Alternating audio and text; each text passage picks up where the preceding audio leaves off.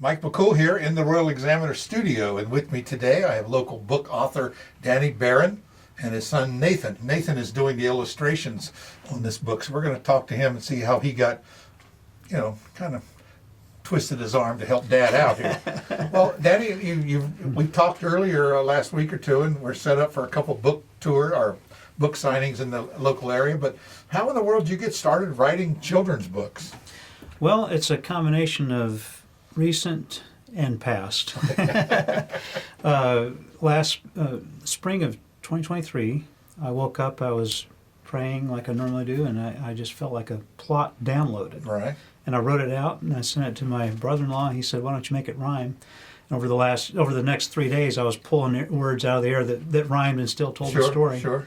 And so Nathan, he actually attended Regent University. Okay. And he was majoring in biblical studies, but he roomed with some people that were into animation and stuff like that, and they introduced him to some software, and so he could actually played around with it a little. Yeah.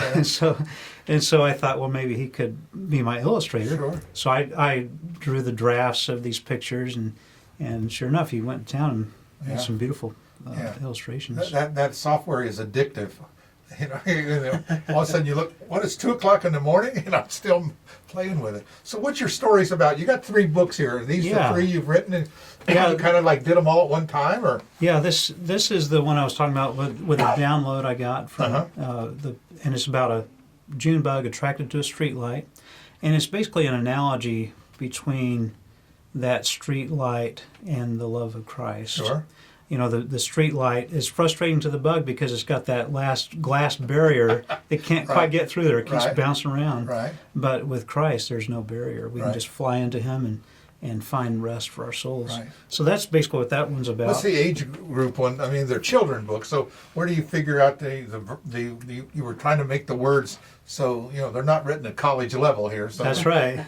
I would say probably ages 4 to 10 years old. Okay. And of course, with parents reading, they could get down to 2 or 3 years old and up to 11 or 12. I don't know. Sometimes we parents need to be. We like that 6th grade level. You know what I mean? Yeah. Well, you got this one. It says Flight to Light. Mark, why don't you get it? You got a copy on this here. We'll get a couple shots of the book covers, and that's one. And then you've written another one here. Yeah, Turtle's Treacherous Trip. Turtle's Treacherous Trip. Okay. And it's about a mother's harrowing journey to the beach to lay eggs, and then the baby's harrowing journey to the ocean once they're hatched. Yeah. And we got, this one looks interesting, The Emperor's Family. It's penguins. That's right. I guess that's kind of a play on word. Aren't they emperor penguins? Is that what they are? That's right. I've heard that before. Yeah. So what's this one about? So that's basically taking the whole story from the time the emperor penguins launch out of the water in the wintertime until they build a family, and they go back and forth to the ocean 2 months at a time with the father. This is one of those past moments I was talking about years ago, decades ago. I saw a documentary about emperor penguins, and I was so impressed with how that father balanced that egg on his feet, covered it with his feather-covered blubber for 2 solid months. Right. Yeah, the fathers kind of hatch the eggs in a way, They're involved in the whole process. That's I understand that they're mate for life, is what I understand. Is that true?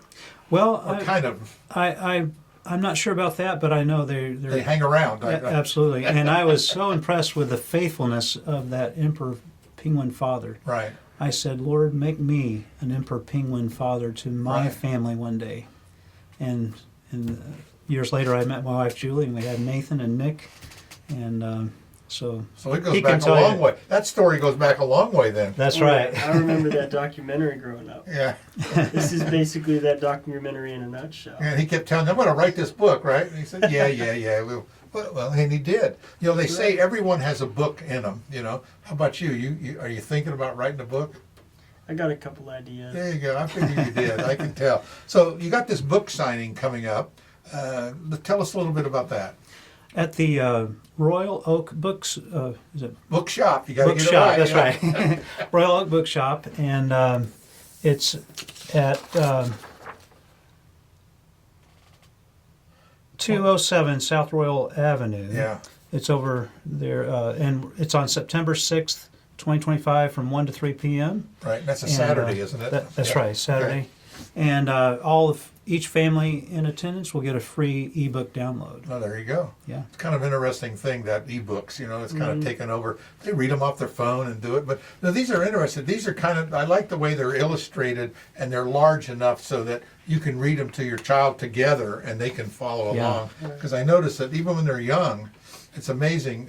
If you mess the story up, they let you know that it's Yeah. wrong, right? Yeah. I mean, how many times have you read that thing over and over and over again, and you try to change it? No, Daddy, that's not what happened. And I think one of the big things that really hits home with me is if parents give their child a cell phone, and on a conservative estimate, that child spends 4 hours each day for 8 years. That equates to 2 years of continuous scrolling. Right. And the question is that planting good seed? Right. No. And I'm saying don't give them a cell, read them a good book, and then I have the QR code for my Okay. DannyBarron.com has all my books on there. Yeah, that's true. I think, and I've noticed here lately that parents are providing cell phones to their children younger and younger and younger. And you wonder sometimes, is that probably not a good thing? All they can watch videos. Of course, I call those video babysitters. Yeah. We throw them in the car and give them the phone, and they said, but they figure out how to watch it. Next thing you know, they're on the internet on YouTube. 5 years old watching YouTube videos. But what that child's really hungry for is the intimacy with That's it. their mom and dad. That's right. And reading a good book with them in your lap, and you explaining them with questions they might have while you're reading. It just it bonds the parents with the children, Yeah. and it's going to reap benefits. I was a Air Force engineer, and my wife was able to stay at home with Nathan and Nick, and that time of Julie staying at home, not having to work, spending time with our boys, has reaped wonderful benefits. Right. Nathan's our youth pastor at Love Revival Church, and my son Nick is studying being a minister, and it's just reaping great benefits. Yeah. So I know this would be planting good seed Yeah. for families on into the future. You're right about parents kind of being available and being at home, because I know when we were living in Arizona, my wife, even though we were on the computer at night because of the time difference, but she was always home when the kids got out, and these are high school students, Yeah. Got out of school, and you could just tell the difference. And it's funny, my daughter would get a call, and somebody would invite her out to a party, said, Dad, you don't want me to go to that party, do you? She's shaking her head. No, or can I go to that party? And so you kind of get that idea, and so they do. Believe it or not, teenagers do listen to their parents sometimes, or you'll hear them. A couple years later when they have their kids, they're spouting the same things you told them. Yeah, and you absolutely. wonder. I guess they were listening. Yeah. It must have been. It must have been. So you're getting married soon? Are you married? Well, I have been see a married ring on, for but about a year and a half now. oh yeah, Yeah. still a newbie. Yeah, Little well, that's bit. good. And you all live around in the Warren County area, so Yeah, Nathan and Val live in Front Royal. Okay. And, Val's a great daughter-in-law to Right. me, and Julie, and you remember that. You've got it on video. He's saying that. that's funny. I told Val recently, you're the best daughter-in-law I've ever had. Yeah, that's what I tell that to me. Yeah, that's what I say too. I always, of course, that's like introducing your wife. This is my first wife. That doesn't go over too good. My uncle does that. It's, Yeah. it's the funniest It's thing. not really. Don't pick up these bad habits. So you have another book in you? That's right. We have a fourth one on its way. Nathan's working on the illustration right now. Okay. It's called The Journey Upstream. And this was another way back time when I saw a documentary about salmon. And I was impressed with how they were drawn by the scent, even to the parts per million, Right. of their birthplace. And they Right. follow that up. Isn't that something? I was out in Seattle. We went up to the rivers and they put the ladders and the salmon ladders up, and they do that. They can go up over top, and it's amazing that they're going back to this area to lay their eggs and things. That's neat. It is. We're all wonderfully made, aren't we? Yeah. That's right. And in the story, the salmon are swimming along upstream, and all of a sudden they see these lime green, blue, and orange mayflies landing on the top of the water, And some of her friends see it, and they're so hungry, they're reaching for it, and all of a sudden they're jerked sideways and up to the skies. Of course, you know what that is. Yeah, sure. But the salmon says, "I must say no to the hunger that I know," and keep pressing toward that goal. Right. And so it finally gets to the and it makes an analogy to the child reader. One day, you're going to be maybe faced with temptations, and it's best to say no to those temptations. Your mission complete may be good for the nation. Sure. It's one of those rhyming things. Yeah. But we don't. It seems like we don't have enough books that are faith-based. Yeah. Sometimes it's kind of like, I tell people, we're human beings are like three-legged stools. We're physical and mental, but we're also a spiritual creature. Yeah. And any one of those legs are missing, we're kind of wobbly or we're missing. So, people sometimes forget that one leg. They try to balance their chair on two legs, and that doesn't work too well. Yeah.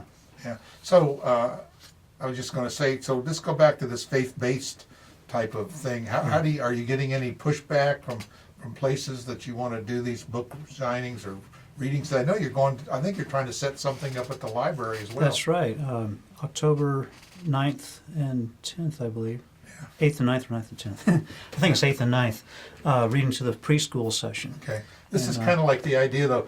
You're giving them a faith lesson, kind of like slipping it in, you know what I mean? Yeah. Under the radar. So, yeah. But the Turtles book, it doesn't have the spiritual analogies into it, so the library's going to let me read that book. Yeah. Well, there's still things, good things happen. That's right.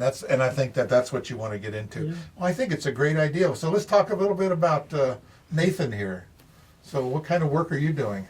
Well, I'm a youth pastor at night and a realtor, president of a company by day. Yeah, so yeah. I'm working on an investment project that deals with rescuing owners in foreclosure and other kinds of bankruptcy issues, and provide investors 42.5% of their return on investment. Yeah, well, there you go. Pretty cool. I don't think that's one thing. Managing your money is all biblical if you just get in there and find it out. And we need to learn how to do that. I think some people, they think they just gotta. I said, well, there's scripture for that. That's right. But I really appreciate you doing this. This is also a good family project. Yeah. Can't beat that. I guess your dad did okay with you. And like you said, it was your mom. What it is, and my wife says, well, I say something, I said, well, I don't remember that. I said, that's because you weren't there. Oh. But we have all different roles, different seasons in our life that we all do different things, and I'm glad this is your season to do this. Thank you very much. Appreciate it, Danny, and thanks, Nathan, for coming and sharing this with us. Appreciate it. Absolutely. Thank you for the opportunity.